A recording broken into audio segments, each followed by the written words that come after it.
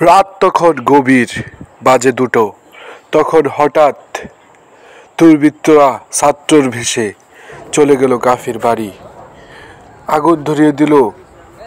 ঘুম থেকে উঠে দেখলো কাফি, চারিপাশে আগুন। খুব কষ্টে মা বাবা ও পরিবারের সদস্যদের বের করলেন ঘর থেকে। তারপর চোখের সামনেই পুড়ে যেতে দেখলেন আপন নীর।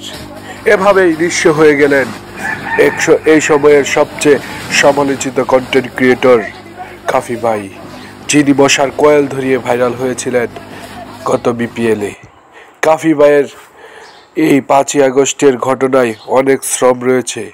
এই শ্রমের প্রতিদান দিয়েছে ছাত্ররা।